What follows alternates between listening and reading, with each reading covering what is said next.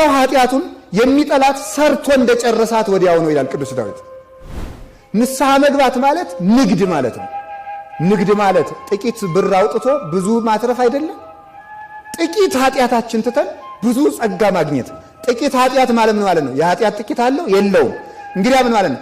ጥቂት ኃጢአት ማለት ምን ማለት ነው? የኃጢአት ደስታው ጥቂት ስለሆነ ነው። ጥቂት ነው፣ ምንም ደስታ የለውም። ኃጢአቱን ወሶበ ተረክቦ ለኃጢአቱ ይጸልአ ሰርቶ እንደጨረሳት ወዲያው ደቂቃ ሳይቆጠር ሰው የኃጢአቱ ዕዳ ህሊናው ውስጥ ይቀመጣል። ብቸኛ ይሆናል፣ ይኮበልላል፣ ተቅበዝባዥ ይሆናል፣ ሆድ ይብሰዋል። አጽናኞች ሁሉ ቢሰበሰቡ አጽናኝ ጤዛ መላስ የሚባለው ጥቂት ደሞዚ ብዙ ሞልቶ ሁላችሁ ጥቂት ኃጢአታችሁን ብትታገሱ ብዙ ሰላም ታገኛላችሁ።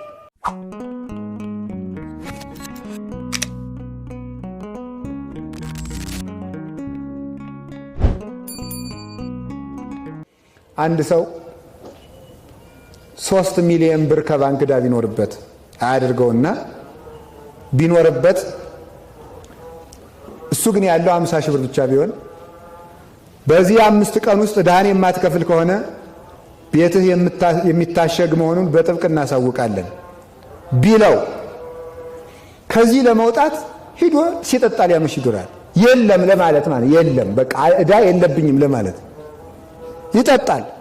በቃ ሰከረ። ሲሰክር የለም ዕዳም የለም እግዚአብሔርም የለም ሲኦልም የለም ሰይጣንም የለም ምንም የለም። በቃ ሁሉ የሱ ሁሉ በእጁ ሁሉ በደጁ ተኝቶ ሲነቃ ባንኩ ይታሸጋል የሚለው ሐሳብ አለ። እሱ ነው ሽንገላ የሚያዳክሙ አጽናኞች የሚባሉት እነዚህ ናቸው። የኢዮብ ጓደኞች የሚባሉት እነዚህ በዓለም የሞሉት ክፉ ሕሊናት ነው። ለጊዜው እያጽናኑ የሚያጠፉን ከነዚህ ነው ነፃ መውጣት ያለብን። ይሄ የልማድ ኃጢአት የለመድ ነው የፈቲው ኃጢአት ሊናገሩት ቅዱስ ጳውሎስ ምኑን ብሎት የለ ምኑን እናገረዋለሁ። ሊናገሩት የሚያሳፍር ወጣቱ የተለከፈበት ብዙ ኃጢአት አለ። ከግብረ ሰዶም የማይተናነስ በብዙ መቼስ ካህን ማለት ካህን መሆን የማያሰማው የለም። ብዙ ነገር አለ። ያንን ከዚያ ነፃ መውጣት የምትችሉት ሁላችሁም እስኪ ያንን በሉት። የቱን? ያን የምታውቁት ያን የምታውቁትን መገላገል የምትችሉት እኮ የሚያዳክም አጽናኝ ነው። ዕዳ የሚያሸክም አጽናኝ፣ የሚያዝለፈልፍ አጽናኝ ነው እና ጤዛ ነው። ሁሉን ነገር ናቁት ቆይቶ ከዚያስ ይህንን ኃጢአት ሰራሁት ከዚያስ ስትሉ ከዚያማ ዕዳ፣ ከዚያማ ሸክም፣ ከዚያማ ብቸኝነት፣ ከዚያማ ትካዜ፣ ሰቆራር፣ አስጸያፍነት ሰቆራረ ኮንክሙኒ እንዳለ እግዚአብሔር አስጸያፊዎች ሆናችሁብኝ እንዳለ እግዚአብሔር መጠጊያ እስኪያጣ ድረስ ማለት ነው። ክቡር የሰው ልጅ ተዋርዶ የኃጢአት የሸቀጥ መራገፊያ ሲሆን አንዳንድ ጊዜ ክብራችሁን እወቁት። የገጠር ሰው ሲጣሉት ክብርህን ጠብቅ ይላል። እንዲያ ካለ ነገር አለቀ ነው። ስድብ አንተ መናጢ፣ አንተ ሌባ፣ አንተ እንደናንተ ዝም ብሎ የስድብ ጋጋታ በየፌስቡክ ሲያንጋጋ የሚያመሽ እንዳይመስል ገበሬ ችግር ከመጣ ክብርህን ጠብቅ ነው ካለ አልቋል ነው የዛን ጊዜ ማለት ነው። እስኪ አንድ ጊዜ ክብርህን ጠብቅ በሉ እኔን ነው የምትሉኝ እንዴ? በሉ አንድ ጊዜ ክብርህን ጠብቅ በሉ እና እኔ ነግሬያችኋለሁ። ክብራችሁን ጠብቁ። እውነቴን ነው። ለምን መሰላችሁ? ክብራችሁን ጠብቁት። አዛኝን በጣም ክቡር እንደሆናችሁ አስቡ። በጣም ክቡራንን። እውነቴን ነው። ሰውን ሊወደው እኮ በግ ነው የሚያርድለት። እግዚአብሔር እኮ እኛን የማክበሩ ምልክት ራሱን ንጹሕ የተወደደ መስዋዕት አድርጎ ማቅረቡ ነው። አምላክ የተሰዋልኝ ነኝ ብላችሁ አስቡ። ለራሳችሁ ክብር ስጡት። ከፍ ብላችሁ አስቡት። የእናንተ ልካችሁ ሸማኔ የሰራው ልብስ አይደለም። ፋብሪካ የመረተው ኮትና ሱሪ አይደለም። የኛ ልካችን ምንድነው ካላችሁኝ ፀሐይ ጽድቅ ኢየሱስ ክርስቶስን መልበስ ነው። የኛ ልካችን እኮ ቤቶችን መገንባት ማነጽ አይደለም። እኛ በብርሃን ቤት መኖር ነው። የኛ ልካችን ከዘመዶቻችን ጋር ተደራጅተን መንደር አበጅተን ጎርጥ ለይተን ክልል ከልለን ወረዳ አበጅተን የራሳችን ባለስልጣኖች ሹመት መኖር አይደለም። የኛ ዘመዶቻችን የማይደክሙ የማይንቀላፉ የማይራቡ ሚካኤል ገብርኤልና ሩፋኤል ናቸው። እስቲ ወደዚህ ከፍ ብላችሁ አስቡ። ከፍ ወዳለ ዝምድና፣ ከፍ ወዳለ ልብስ፣ ወደ ልልና ሃይማኖት ከፍ በሉ። ከፍ ስንል ዓለምን ዝቅ ማድረግ የምንችልበት አይን እናገኛለን። አሁን አንድ ሰው በአውሮፕላን በዚህ ቢያልፍ አውሮፕላኑ እያኮበኮበ ከፍ ሲል ጫማ ሲጨምር እኛ ዝቅ እንላለን። እዚያው ነው ሲያየን ነው። ከፍ ሲል ዝቅ እንላለን። ከፍ ሲል ዝቅ አድርጎ ያየናል። ጭራሽ ከፍ ካለ ዝንብ መስለን እንታያለን። ግን እግራችን እኮ አልተቆረጠም። ምንም ዝቅ ያልነው ነገር የለም። የሰውየው ከፍታ እኛን ዝቅ አድርጎ እንዲያደረገ ማለት ነው። ከፍ ስንል ዓለምን ዝቅ አድርገን ማየት እንችላለን። እኛ ሰማይ ስንሆን ዓለም ትቢያ ሆና ትታያለች። አፈር ላፈርማ ያው አፈርነቱን ያያል ማለት ነው። ሰማይ ሁኑ እስቲ፣ ፀሐይ ይመላለስባችሁ፣ ከዋክብት ይብሩባችሁ፣ ጨረቃ ትድመቅባችሁ። እስኪ እንዲያውን እናስብ። ፀሐይ ኢየሱስ ክርስቶስ ያብራብን፣ ጨረቃ ዮሐንስ መጥምቅ ስብከቱ ይገለጥብን፣ ከዋክብት ሰማዕታት ሕይወታቸው በእኛ ይብራ። እስቲ ሰማይ ነኝ ብላችሁ አስቡት። ድንጋዩን ይሄን አሸዋውን ጥረጉት፣ ቅዝቃዜውን ወኔ የለሽነቱን እንዲህ ያለውን አስወጡት፣ አፈርነቱንም ጥረጉት። ሰማይ ነኝ በሉት። ይውላችሁ በሉ፣ አይዟችሁ በሉ፣ ሰማይ በሉ። በሰማይ እባብ አለ፣ በሰማይ አይጥ አለ። እንዲሁ እኛ እኮ እውነት ምድር ስለሆን እኮ ነው አይጡም ጉርጡም የሚመላለስብን። አይጡም ጉርጡም የሚመላለስብን እኮ ነን። እውነት የለም። ክቡራን ሰዎች ማንም የሚሰብከን ሆነ፣ ማንም የሚያታልለን፣ ማንም የሚያዝጎደጉደን፣ ማንም ረፉ ብሎ የሚያስተኛን፣ ማንም ተነሱ ብሎ የሚቀሰቅሰን ሆን እኮ ቀላሎች ሆነ። ከበድ በሉ። እኔ የክርስቶስ ብርሃን የሚገለጥብኝ ሰማይ ነኝ ብሎ ማሰብ ይገባል። ለዚህ ነው ቅዱስ ዮሐንስ አፈወርቅ ብናውቅበት እኮ ሰማይ መሆን እንችላለን የሚለው። ብናውቅበት በሉ፣ አባ ብታውቅባት ይላሉ አባቶቻችን። አባ ብታውቁባት ጎንደርም ዋልድባ ናት ይላሉ። ጎንደር ስለተተረተ ነው ደግሞ የምዘረኝነት እንዳይመስላችሁ። እንዲሁ እኮ በሉ አስፈልጋችሁ አዲስ አበባ አድርጉት። ማነው የሰፈሩ ማን ይባል? ጉለሌ በሉት፣ ችግር የለም። አባ ብታውቅባት በሉ፣ ጉለሌም ዋልድባ ናት በሉ በሉ።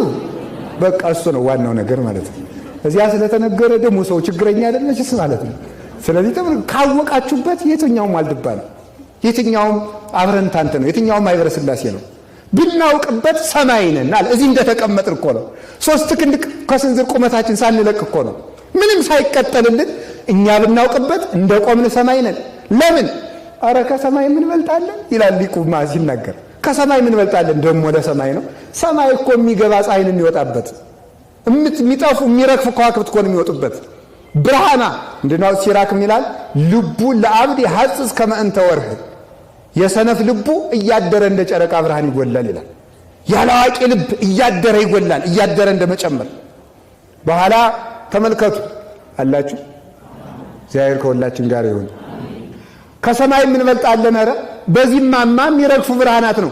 ለእኛ ግን የእውነተኛው ፀሐይ ክርስቶስ ካደረብን እኛ ከሰማይ ምን እንበልጣለን? ከፍ ብለን እንደናስብ አምላከ ቅዱሳን ይርዳን እና ጤዛ እንዳንልስ እግዚአብሔር ይርዳን። ደስታችሁን አስተካክሉ። አሁን ዛሬ የምነግራችሁ በሞት ይዣችኋለሁ።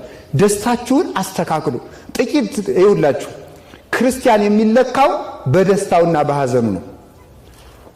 ሞኝ ክርስቲያኖች መሆናችሁን የምታውቁት ይውላችሁ፣ ብዙ ልትሰግዱ ትችላላችሁ፣ ብዙ ቀን አስቀድሳችሁ ሊሆን ይችላላችሁ፣ ብዙ ዓመት ኮርስ ተምራችሁ ሊሆን ይችላል፣ በጣም ብዙ ገዳማት ተሳልማችሁ ይችላል። የምትለኩት ሐዘንና ደስታን በመቋቋማችሁ ነው። ህዝብ ካልሆነ ግን ዝም ብሎ ወበቂሎ ተመልክቶ ወሶ ጸረቀ ፀሐይ መጽለወ ነው። በቃ ፀሐይ ሲወጣ ጠወለገ። እንደዚህ ያለ አትክልት አትሁኑ። ቶሎ ደስ የሚላችሁ ቶሎ የሚከፋችሁ። የቀበሮ ደስታ አትደሰቱ። ቀበሮ ደስ ሲላት አይታችሁ ታውቃላችሁ? አታውቋትም? ቀበሮ ጣዝማ ማር ትወዳለች። ጣዝማ ማርም አታውቁም? ታውቃላችሁ? አቤት እነዚህ ሰዎች አበዙት። አሁንስ እንዳትሉ ምን ሁሉን አታውቁም? ምንድን ነው እንዴ? እሺ ታውቃላችሁ? ጣዝማ ማር እንዴት ነው? ለምንድን ነው? እንዴት ሆኖ ነው የሚሰራው? አቤት ምን አላችሁ? ከመሬት ውስጥ። አይ አሁን አሸንፋችኋል።